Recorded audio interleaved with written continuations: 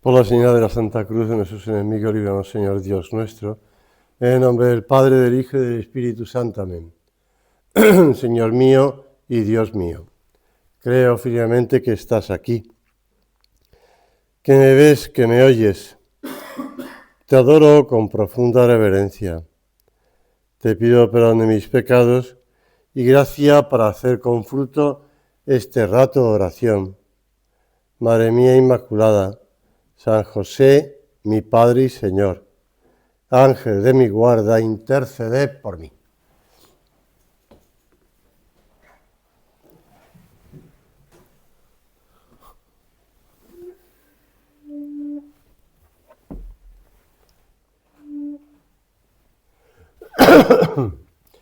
El jueves, después de Pentecostés, celebramos España la memoria o la fiesta, si quieres, de Jesucristo, sumo y eterno sacerdote. Señor nuestro, que es el que se ha entregado por nosotros. El Señor lo ha jurado y no se arrepiente. Tú eres sacerdote eterno según el rito de Melquisedec.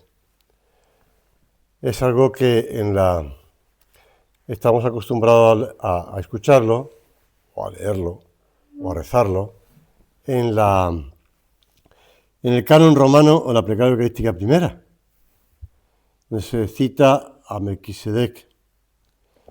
La epístola a los Hebreos, cuando va explicando con detalle, con mucho detalle, que el sacerdote es un hombre escogido entre los hombres y está constituido en favor de los hombres, en lo que se refiere a Dios para ofrecer dones y sacrificios por los pecados.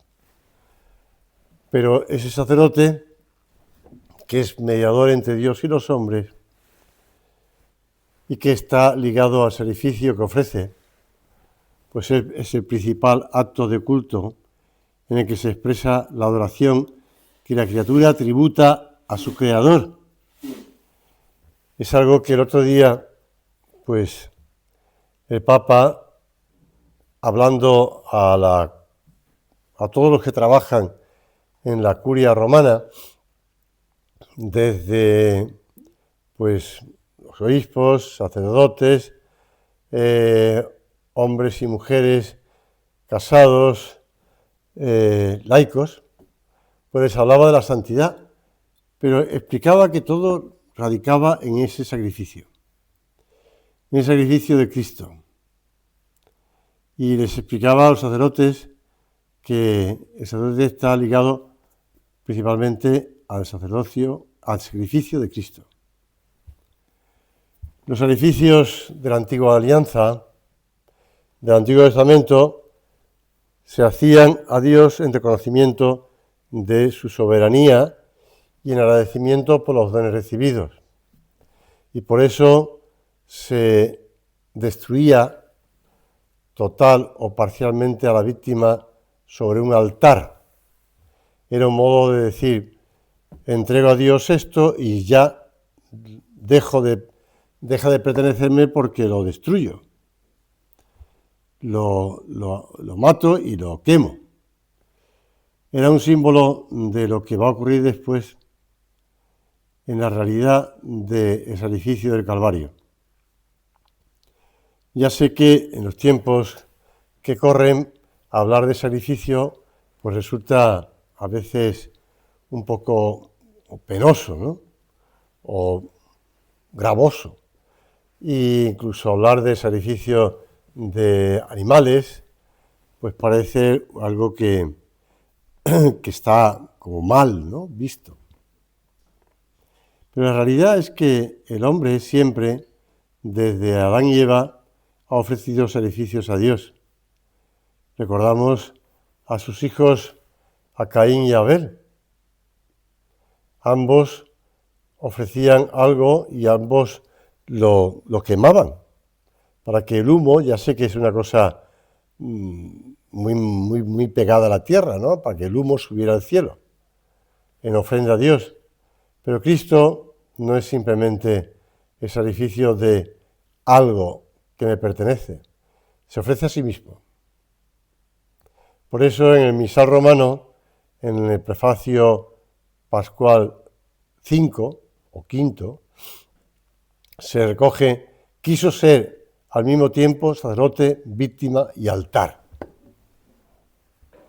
Sacerdote, víctima y altar. No olvidemos esto. Señor, tú has querido ser de verdad eso, el que ofrece el sacrificio, porque eres el mediador entre Dios y los hombres, pero además eres tú la víctima. Tú te ofreces a ti mismo. Y altar porque te ofreces en ese holocausto, en esa entrega a Dios. ¿Por qué el sacerdote besa al altar al empezar y al terminar el sacrificio de la misa?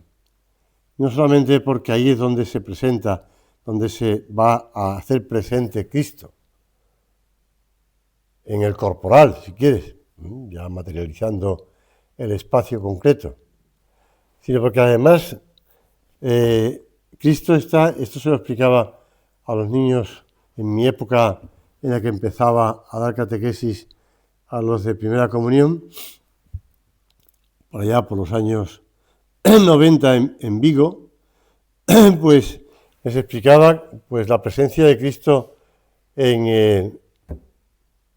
el sacrificio, en el altar, mediante su cuerpo y su sangre, después la presencia de Cristo en el sacerdote, la presencia de Cristo en la lectura, en la mesa del altar y la mesa de la palabra.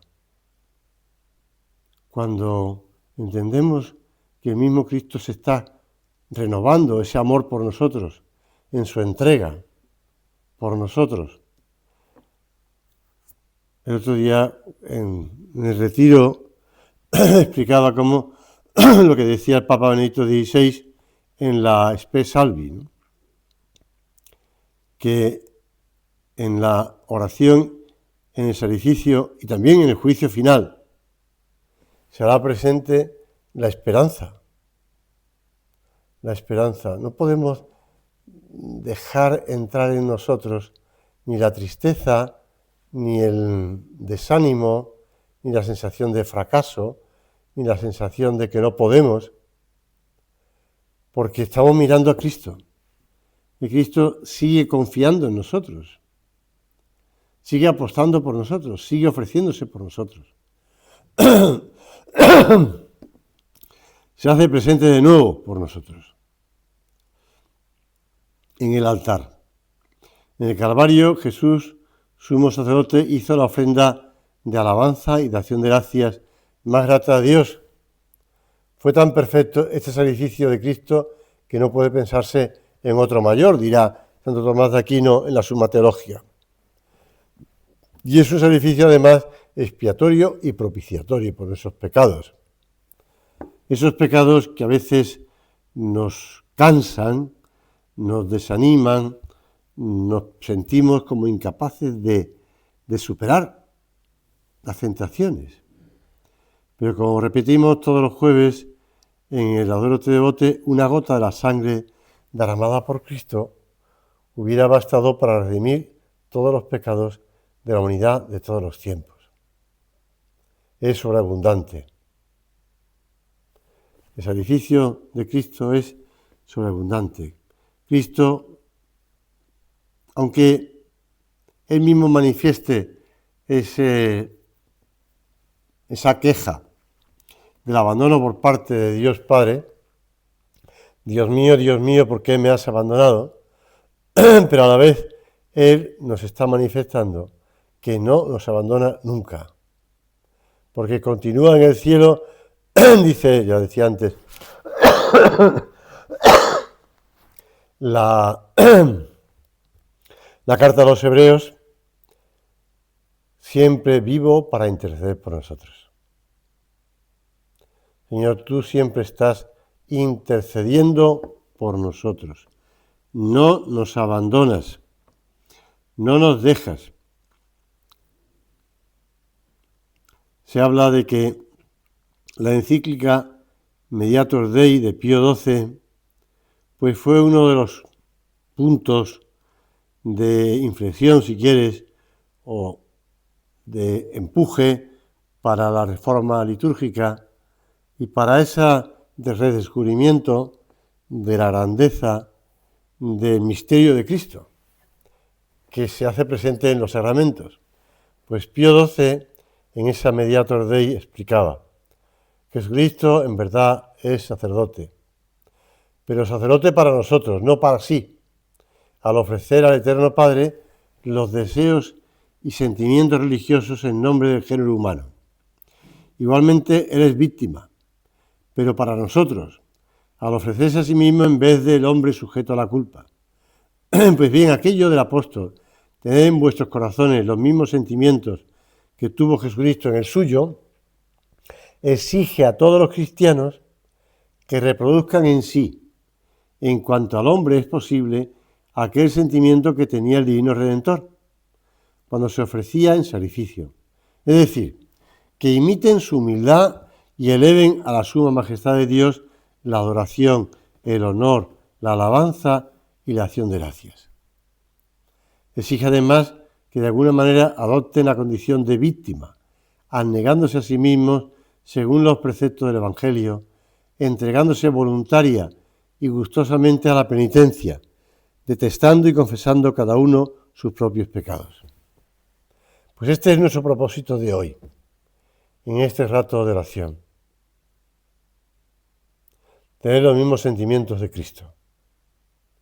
Que no estamos teniendo unos sentimientos personales, que no buscamos una satisfacción personal, que no buscamos el hacer algo porque hay que hacerlo, que no buscamos,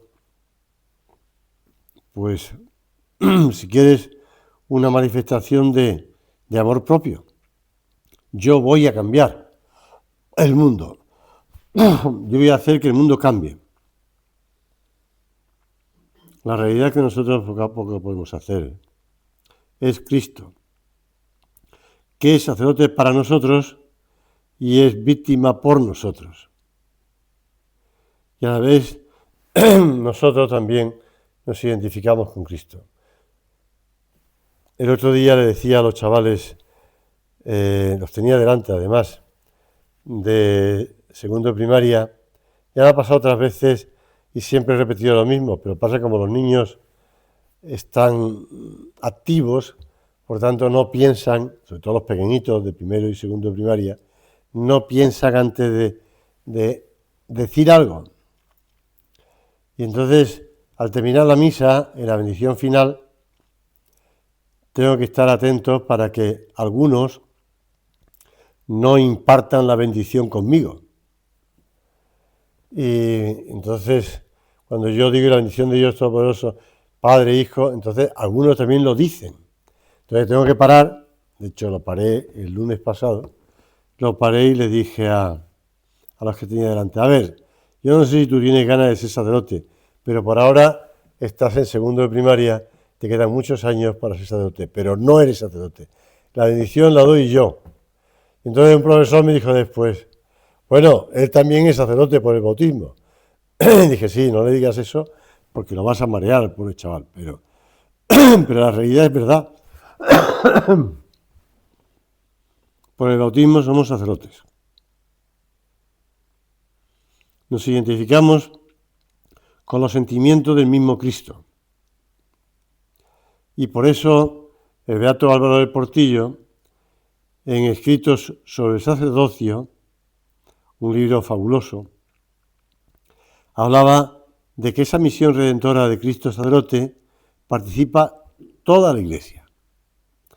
Y su cumplimiento, dice, se encomienda a todos los miembros del pueblo de Dios que por los sacramentos de iniciación se hacen partícipes del sacerdocio de Cristo, para ofrecer a Dios un sacrificio espiritual y dar testimonio de Jesucristo ante los hombres. Estos dos libros que escribió el beato Álvaro del Portillo, tanto escritos sobre sacerdocio como fieles y laicos, pues están claramente señalando algo que en aquellos tiempos posteriores al Concilio Vaticano II se quería olvidar. La diferencia entre el sacerdocio ministerial y el sacerdocio común de los fieles. Y a la vez la diferencia entre fieles y laicos. Y con eso recordáis una tertulia de San José María, no me acuerdo dónde era, yo creo que era en América, en la que contaba que alguien le había dicho a don Álvaro, entonces yo soy un fiel, le decía un cardenal o un obispo, y le decía a don Álvaro, eminencia, si no es un fiel, sería un infiel. Para entender una cosa lo que son los fieles y otra cosa es lo que son los laicos. Todos son fieles, pero no todos son laicos. Esto en los últimos años se ha vuelto a poner sobre la mesa y se ha olvidado. La diferencia entre fieles y laicos, la diferencia entre el sacerdocio ministerial y el sacerdocio común. Y se ha acentuado demasiado que todos los fieles participan del sacerdocio de Cristo, y es verdad. Y eso nos afecta a todos los que estamos aquí en este rato de meditación, pero dejando claro la diferencia, porque si no, nos cargamos también el sacerdocio ministerial y la jerarquía en la Iglesia. Bueno, hay que seguir batallando en esta vida nuestra para que la Iglesia llegue hasta el cielo, ¿verdad? Y los que están formando parte de la Iglesia en la tierra, pues participen de la gloria para siempre. Todos los fieles laicos participan de ese sacerdocio de Cristo, aunque de un modo esencialmente diferente, y no solo de grado que los presbíteros. Y no solo de grado. San José María, en aquellos años después del Concilio Vaticano II, no se cansaba de insistir. Mirad que él siempre hablaba del sacerdocio común de los fieles y hablaba de que todos tenemos que tener alma sacerdotal y mentalidad laical, porque no somos clérigos, en el sentido clerical. Alma sacerdotal, mentalidad laical. Y con alma verdaderamente sacerdotal santifican el mundo a través de sus tareas seculares realizadas con perfección y buscan en todo la gloria de Dios, desde la madre de familia, trabajando fuera del hogar o en el hogar, como el militar o quien sea. El empresario, el trabajador manual, todos reparando por los pecados que cada día se cometen en el mundo, ofreciendo en la Santa Misa sus vidas y sus trabajos diarios.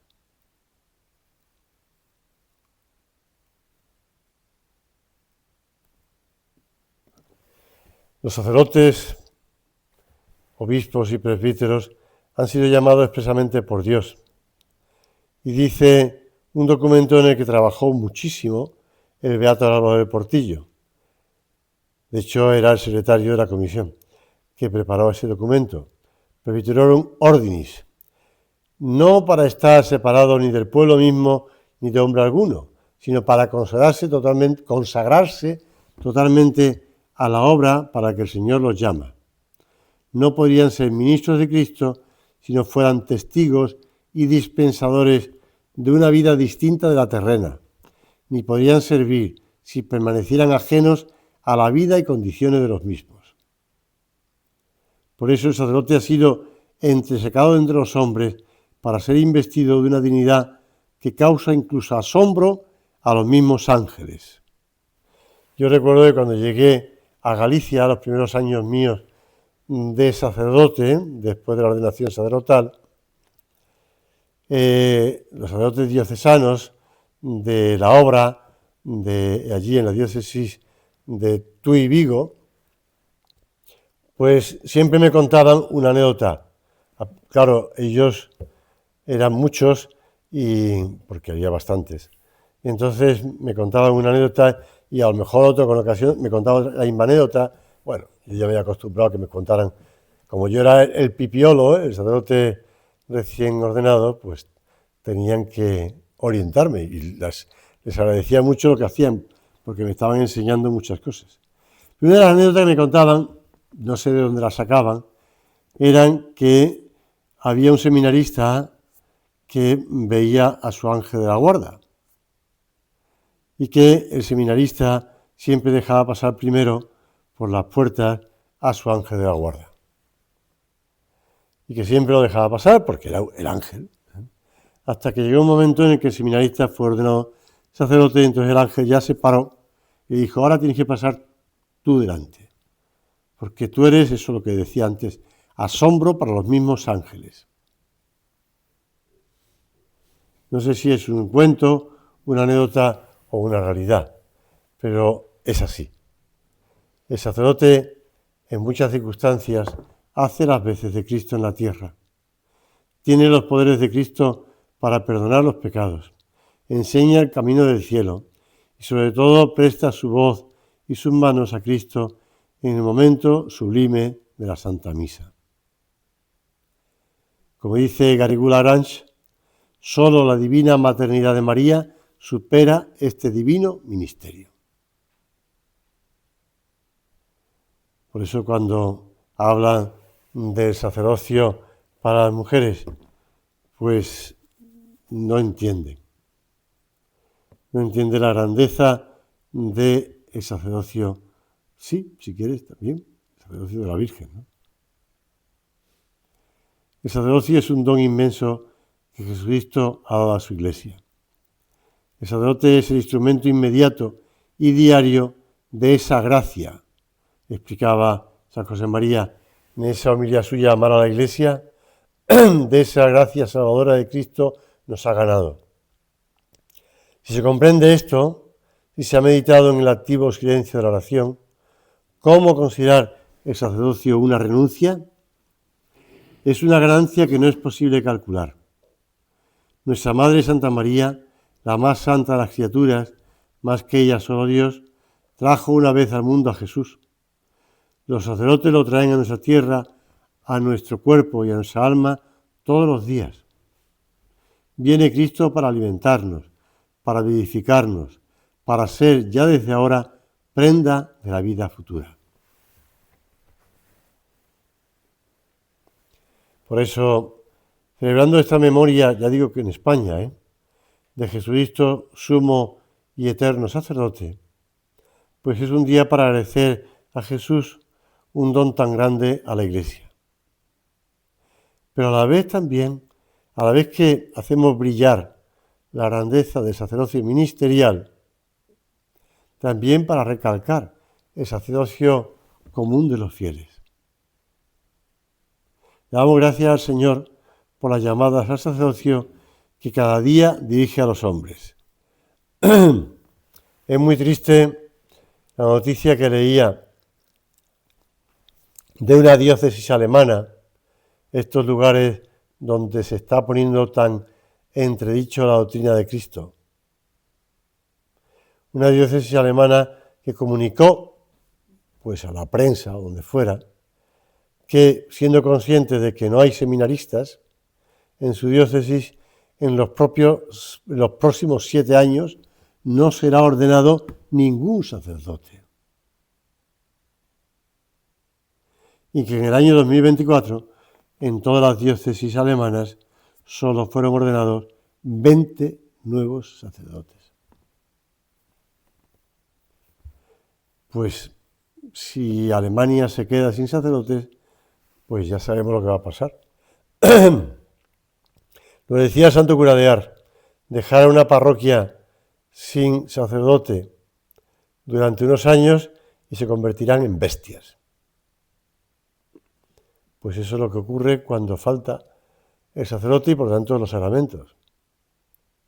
Es muy triste, ¿verdad? En cambio, en otros países de Europa, que han pasado también por crisis no tan acentuada por parte de los obispos en Centro Europa incluso, y también en Estados Unidos, pues está creciendo el número de, poco a poco, pero está creciendo el número de ordenaciones sacerdotales. Le damos gracias al Señor por la llamada al sacerdocio que cada día dirige a los hombres. Y hacemos el propósito de rezar todos los días por los sacerdotes, pero también nosotros, cada uno de nosotros, conscientes de que tú tienes que presentar ante el altar, cuando asistes a la Santa Misa, tus oraciones, tus sacrificios, tus horas de trabajo, tu preocupación apostólica, todo, para que todo eso se convierta, el pan y el vino, en el cuerpo y la sangre de Cristo. Y así te identificas con el sacrificio de Cristo.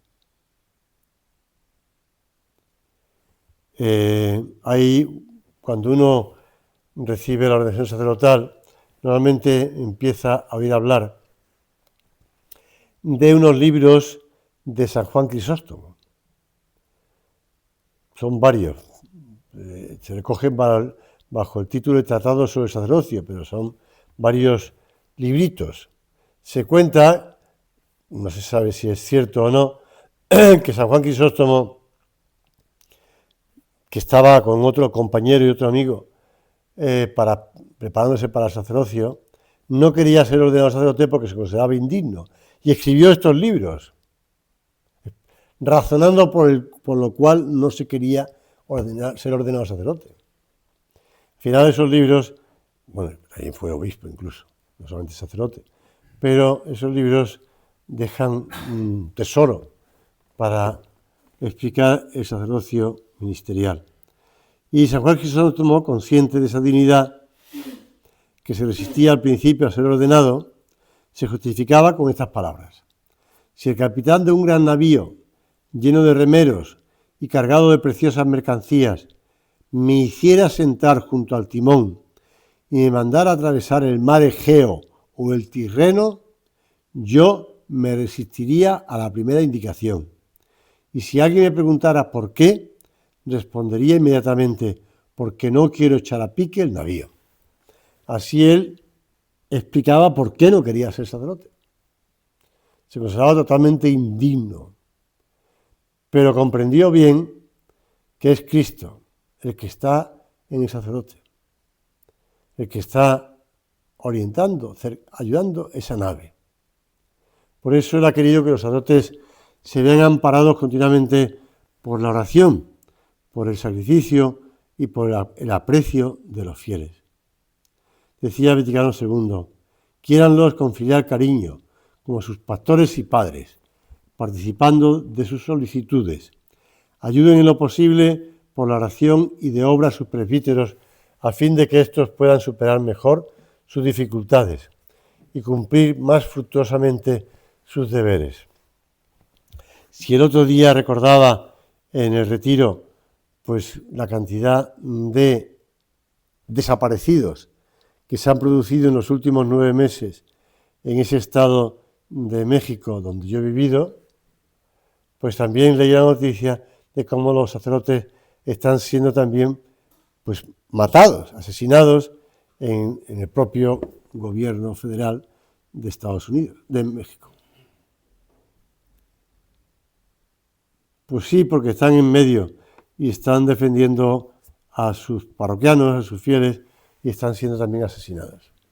Cuando la violencia llega a esos extremos, también de asesinar a los sacerdotes, pues me decían: bueno, usted como estaba en México, pero seguro que a ustedes respetaban.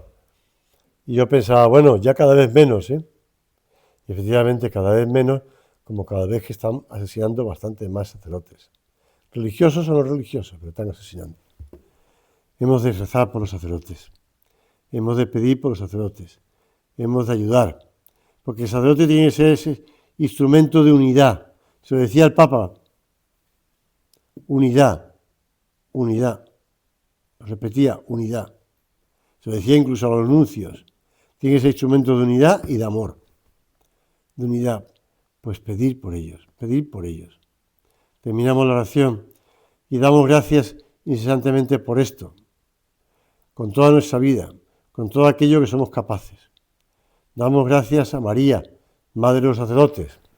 Así me lo explicaba el beato Álvaro del Portillo cuando manifesté mi deseo, también mi disposición para ser ordenado sacerdote. Me hablaba de la Virgen, Madre de todos los sacerdotes. Madre de Jesucristo, sumo y eterno sacerdote. Y el Padre, en en Zaragoza, en estos días pasados que se celebraba el centenario de la ordenación sacerdotal de San José María, resaltó la recurrente invitación de San José María a celebrar la Santa Misa con calma y devoción, y que San José María consideraba que la misa es la principal devoción mariana.